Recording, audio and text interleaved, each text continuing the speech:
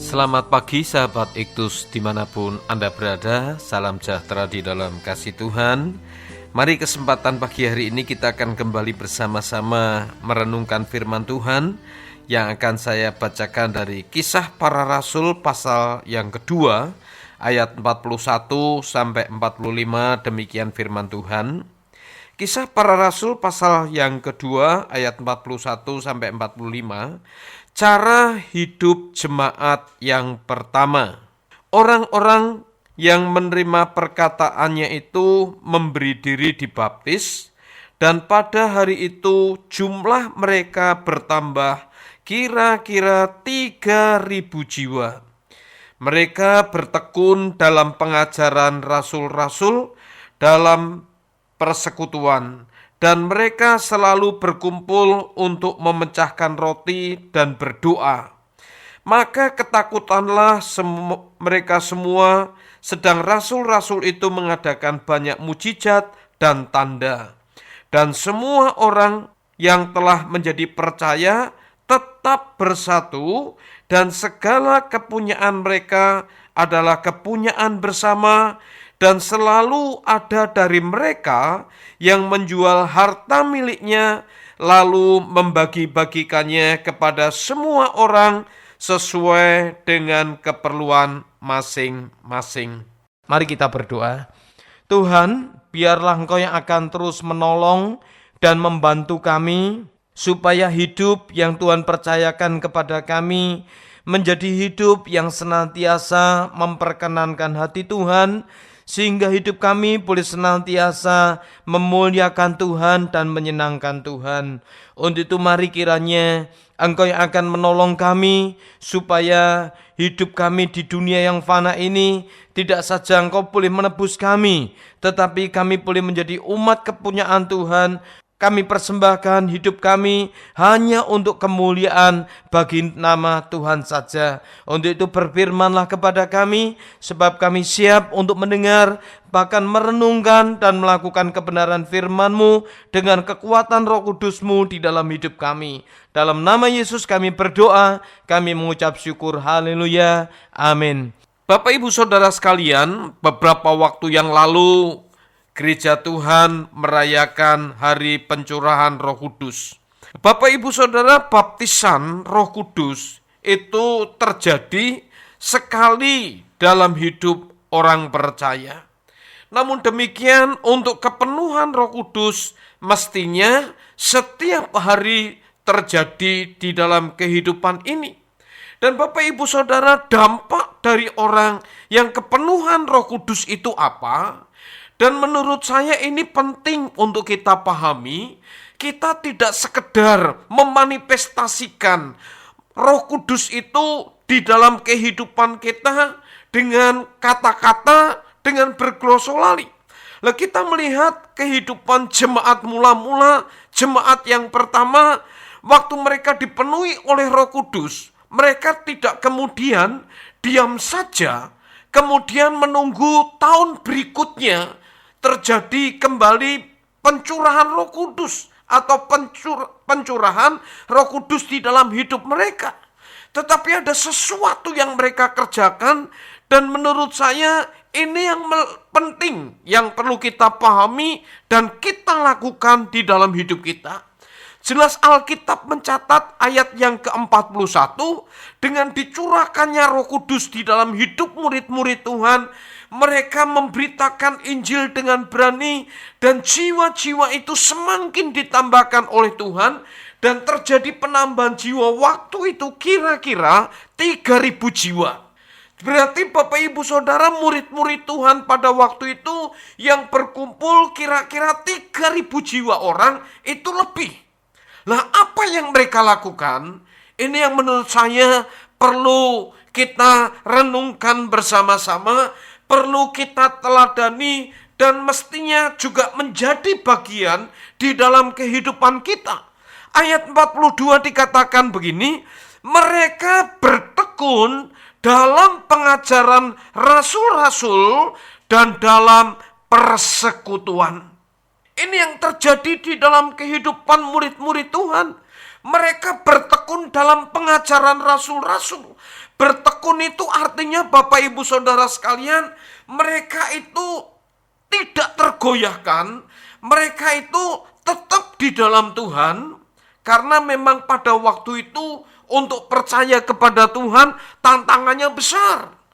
Masalah yang mereka hadapi tidak saja masalah finansial, tetapi juga masalah sosial. Masalah hukum pun mereka itu juga tertekan dan terintimidasi. Kita ingat bagaimana Saulus justru diberi mandat atau minta izin dari mahkamah agama pada waktu itu, tidak cuma untuk menganiaya, bahkan diizinkan untuk membunuh orang-orang yang percaya pada waktu itu. Orang-orang yang mengikuti jalan Tuhan. Lah Bapak Ibu Saudara sekalian, murid-murid yang pertama ini, mereka yang percaya dan dipenuhi oleh Roh Kudus, mereka bertekun dalam pengajaran rasul-rasul.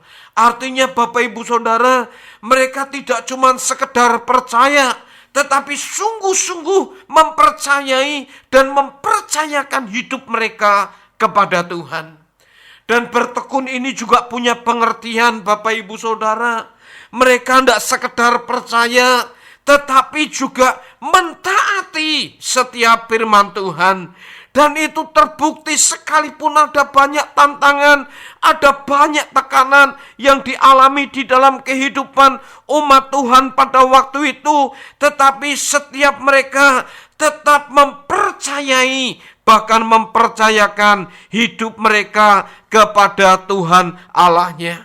Nah Bapak Ibu Saudara, mari kita mau belajar saat kita dipenuhi oleh Roh Kudusnya. Kita tidak sekedar sebagai orang-orang yang sekedar berglosolali, tetapi ada manifestasi roh di dalam tindakan kita, dalam perbuatan kita. Sebagaimana yang Allah sendiri harapkan, Roh Kudus diberikan di dalam kehidupan jemaat dan umatnya. Bahkan janji itu diberikan buat bangsa Israel dengan maksud dan tujuan. Saya akan bacakan di dalam kitab Yehezkiel pasal 36 dari ayat 26 sampai 27. Ini yang dinubuatkan oleh Yehezkiel untuk bangsa Israel dan tentunya untuk semua orang yang percaya. Demikian saya akan bacakan Yehezkiel 36 ayat 26. Kamu akan kuberikan hati yang baru dan roh yang baru di dalam batinmu, dan aku akan menjauhkan dari tubuhmu hati yang keras, dan kuberikan kepadamu hati yang taat. Rohku akan kuberikan diam di dalam batinmu, dan aku akan membuat kamu hidup menurut segala ketetapanku, dan tetap berpegang pada peraturan-peraturanku dan melakukannya. Bapak Ibu Saudara sekalian, bahkan Yesus sendiri memberikan sebuah pernyataan di dalam Injil Yohanes pasal 14 ayat 15. Jikalau kamu mengasihi aku, kamu akan menuruti segala perintahku. Baru ayat berikutnya, Yesus menjanjikan penolong, yaitu Roh Kudus. Jadi Bapak Ibu Saudara sekalian, Roh Kudus itu diberikan kepada umatnya, kepada setiap kita dengan maksud, dengan tujuan, supaya kita boleh menjadi jemaat-jemaat umat Tuhan yang mempercayai Tuhan dengan sungguh-sungguh, dengan segenap hati, yang mempercayai Tuhan, namun juga mau belajar untuk taat kepada kebenaran firman-Nya. Ini hal yang pertama yang Alkitab nyatakan dan ditulis dari kebenaran firman Tuhan, bagaimana umat Tuhan hidup pada waktu itu, bagaimana jemaat Tuhan hidup pada waktu itu. Yang kedua, Bapak Ibu Saudara, saya tidak banyak men-sharingkan firman. Beberapa hal saja yang menjadi poin yang saya ingin sharekan. Tetapi Bapak Ibu Saudara, saya percaya kalau hal ini kita lakukan dalam hidup kita, maka hidup kekristenan atau rohani kita akan menjadi lebih baik Dan saya percaya Bapak Ibu Saudara, Tuhan pasti kita sukakan. Karena memang untuk itulah kita ada. Untuk itulah Roh Kudus diberikan dalam hidup kita. Supaya firman Allah katakan memuliakan Kristus di dalam hidup ini. Yang kedua Bapak Ibu Saudara, ayat 44 dikatakan, dan semua orang yang telah menjadi percaya tetap bersatu. Jadi Bapak Ibu Saudara, 3.000 orang lebih ini, mereka tidak cuma percaya kepada Tuhan, tetapi mereka membangun komunitas, membangun kesatuan di dalam kelompok mereka. Ada terlalu banyak orang Kristen yang berkata, yang penting hubungan saya dengan Tuhan baik.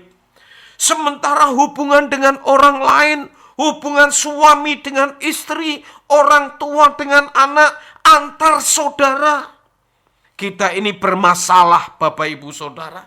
Mestinya tidak boleh terjadi seperti itu. Sementara kalau kita lihat Alkitab mencatat, murid-murid yang jumlahnya 3.000 orang lebih, mereka ini tetap bersatu. Mereka mau terus bersatu. Mereka memperjuangkan kesatuan dan persatuan di antara mereka. Tapi coba dalam kehidupan ini, bahkan tidak sedikit, maaf saya menyinggung Bapak Ibu Saudara, pendeta, hamba-hamba Tuhan, ya, Bapak Ibu Saudara, tidak saja dengan orang lain, tetapi dengan keluarganya sendiri. Tidak ada hubungan yang baik. Apalagi tidak cuma dengan istri, khususnya dengan anak-anak juga. Bapak Ibu Saudara, pelayanannya begitu luar biasa. Manifestasi Roh Kudus, orang didoakan bisa saja tumbang-tumbang. Bapak Ibu Saudara, bisa kejang-kejang. Tetapi realita di dalam hidupnya untuk membina dan memelihara keluarganya, untuk membina dan membangun hubungan dengan keluarganya, tidak cukup baik Bapak Ibu Saudara sekalian. Mestinya tidak demikian. Dan ini terjadi, dialami di dalam kehidupan murid-murid Tuhan. Kalau kita lihat dan kita baca di dalam Injil Matius pasal yang ke-18 ayat 18-19, dan seringkali jemaat dan umat Tuhan menyitir pernyataan firman salah satu khotbah Yesus juga di bukit ini Bapak Ibu Saudara. 2-3 orang berkumpul dalam namaku, aku ada. Dan apa yang diminta Tuhan pasti kabulkan. Ada banyak orang Kristen lupa dan hanya ambil firman Tuhan untuk kepentingan sendiri. Bahasa saya, memanipulasi firman untuk kepentingan sendiri. 2-3 orang berkumpul sepakat meminta apapun permintaannya, itu Tuhan kabulkan. Ada sepakat Bapak Ibu Saudara. Kalau kita baca ayat sebelumnya, itu ada perselisihan, ada dosa yang terjadi, dan itu harus diselesaikan.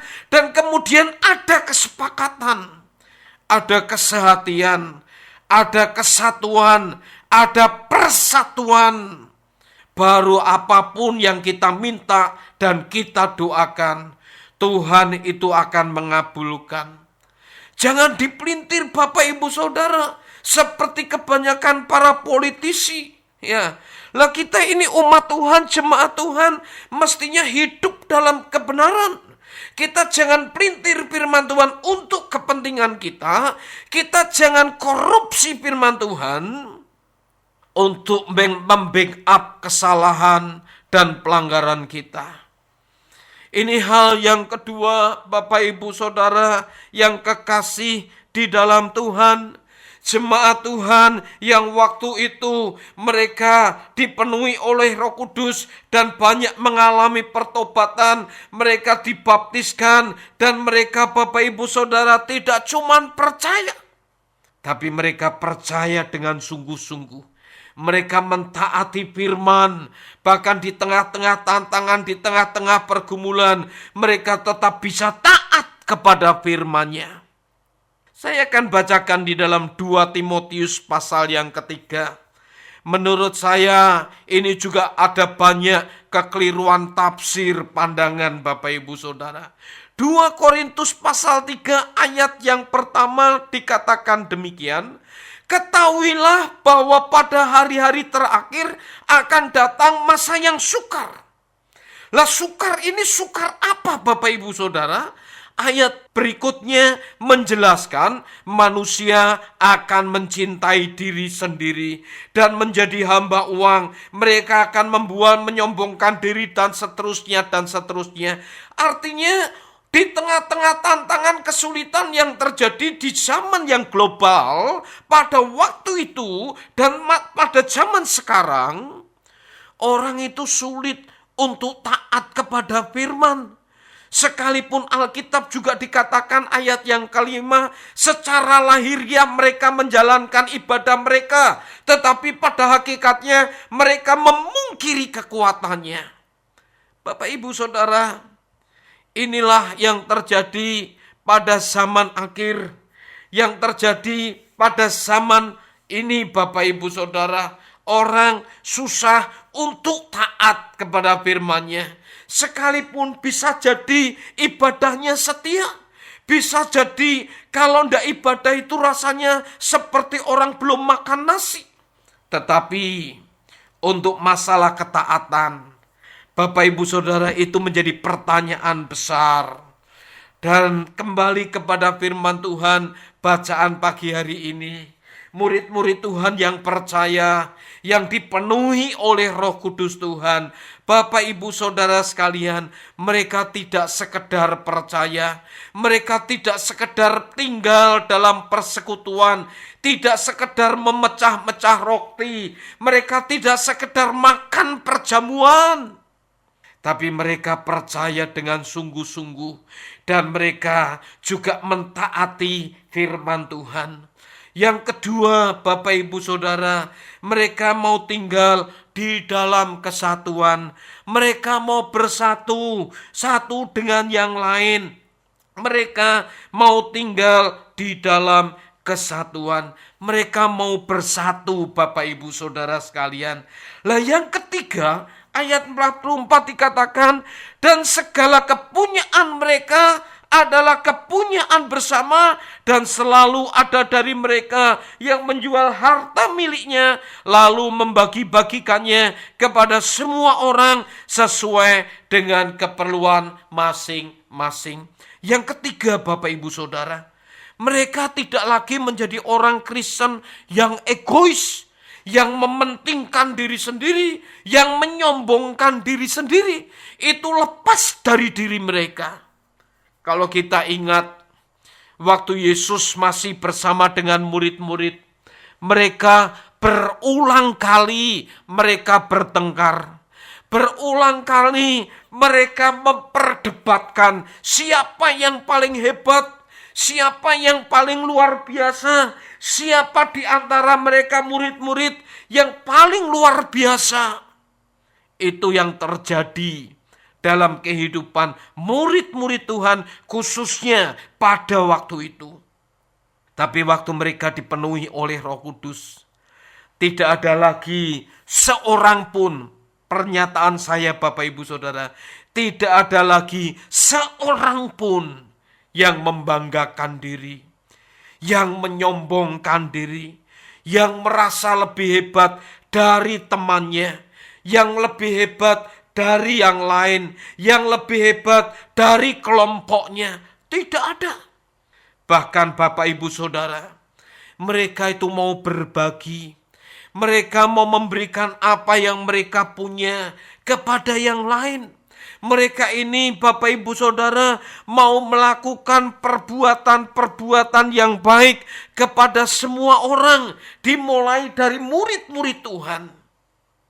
Kalau di dalam surat Galatia Bapak Ibu Saudara, supaya kita berbuat baik kepada semua orang, terutama kepada saudara-saudara seiman. Bukan berarti Tuhan itu tendensius. Bukan berarti Tuhan itu pilih-pilih. Ada seseorang, kalau saya sebut Pasti Bapak Ibu Saudara tahu, ya, sempat menafsirkan ini orang Kristen Bapak Ibu Saudara, mantan seorang pejabat tapi sekarang pun jadi pejabat. Berpikir bahwa Alkitab, Allah itu ya tendensius, orang Kristen itu hanya kelompoknya saja. Nah Bapak Ibu Saudara, saat firman Tuhan berkata, hendaklah kamu berbuat baik kepada semua orang, terutama kepada saudara seiman. Itu maksudnya Bapak Ibu Saudara, dimulai dari orang yang dekat. Kalau dari orang yang dekat, dengan saudara seiman, dengan keluarga saja, kita tidak bisa berbuat baik. Apalagi dengan orang lain. Orang yang jauh di sana, orang yang tidak kita kenal, bagaimana mungkin kita bisa berbuat baik? Kalau toh berbuat baik, bisa bermacam-macam motivasi kita lakukan yang kita buat di balik perbuatan kita di dalam hidup ini. Ada sesuatu yang terselubung. Orang katakan ada udang di balik batu. Tetapi kalau dengan orang yang dekat dengan kita, apa yang kita lakukan kan orang lihat, orang perhatikan. Dan pagi hari ini, Bapak Ibu Saudara sekalian, mari kita mau belajar bersama-sama. Roh Kudus sudah dicurahkan, bahkan saya mau sampaikan kira-kira 2000 tahun yang lalu. Kalau kita beberapa waktu yang lalu itu hanya merayakan pencurahan Roh Kudus. Pertanyaannya, setelah Roh Kudus dicurahkan, kita mau berbuat apa? Apakah kita hanya menanti-nantikan tahun depan kita merayakan lagi pencurahan Roh Kudus? Mestinya bukan seperti itu yang Tuhan mau. Saat Roh Kudus dicurahkan, saat kita menjadi percaya, dan masih ada menjadi banyak perdebatan saat kita percaya apakah Roh Kudus sudah ada di dalam diri kita atau belum. Bapak Ibu Saudara, lepas dari semua itu, sebagai orang Kristen, orang percaya, mestinya hidup kita harus menjadi berkat. Kalau kita lihat Kisah Para Rasul pasal pertama ayat yang ke-8, tetapi kamu akan menerima kuasa jika Roh Kudus turun ke atas kamu dan kamu akan menjadi saksiku di Yerusalem, Yudea, Samaria sampai ke ujung bumi. Dan kita hanya berpatokan pada itu saja. Bapak Ibu Saudara, saya mau sampaikan ada 2 kisah yang tanpa mereka sadari, mereka sudah memberitakan kemesiasan Tuhan Yesus Kristus, juru selamat atas manusia. Yaitu yang pertama, perempuan Samaria. Di dalam Injil Yohanes pasal yang keempat, jelas perempuan ini belum mempercayai Tuhan dengan pasti. Tetapi apa yang dia buat waktu berjumpa dengan Tuhan, dia tinggalkan tempayannya, dia kembali ke kota. Dan apa yang dia lakukan, dia ceritakan tentang siapa Yesus itu. Yesus yang dikatakan oleh kitab suci, dia adalah Sang Mesias, sekalipun perempuan Samaria ini pun belum yakin tentang siapa Tuhan. Apakah dia sudah dipenuhi oleh Roh Kudus atau belum? Kalau berbicara tentang baptisan, pastinya belum. Karena Yesus sendiri belum mati, belum naik ke surga, belum memberikan Roh Kudusnya. Tetapi Bapak Ibu Saudara, kalau berbicara tentang percaya Roh Kudus dimeteraikan, dia belum dengan segenap hati mempercayai, tapi dia sudah memberitakan kepada orang kota siapa Yesus, bahwa dia adalah Mesias, juru selamat. Bapak Ibu Saudara bisa baca di Yohanes pasal 4, pasal seluruhnya Bapak Ibu Saudara, dan semua orang di kota itu percaya kepada Tuhan Yesus. Sekalipun mereka berkata, percaya bukan karena perkataan perempuan itu, tetapi melalui perempuan Samaria itu, mereka orang di kota itu percaya kepada Tuhan Yesus Kristus. Bukankah dia sudah memberitakan tentang kemesiasan Tuhan? Nah yang kedua Bapak Ibu Saudara, orang-orang Majus.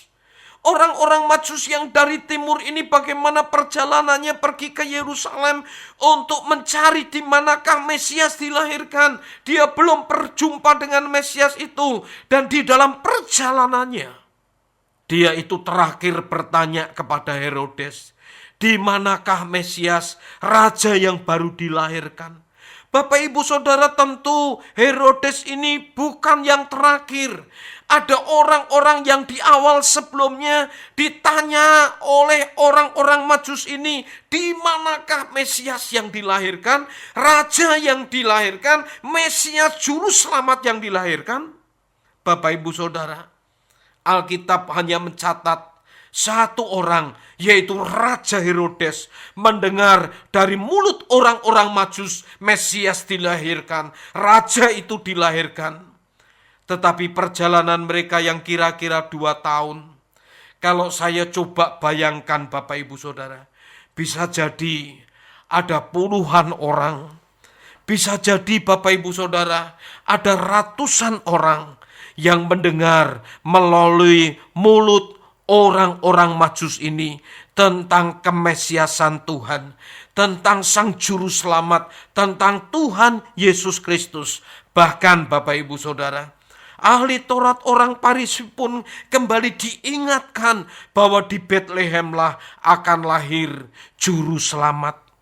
Bapak Ibu Saudara yang kekasih di dalam Tuhan, Roh Kudus sudah dicurahkan. Pertanyaannya, bagaimana dengan kehidupan kita?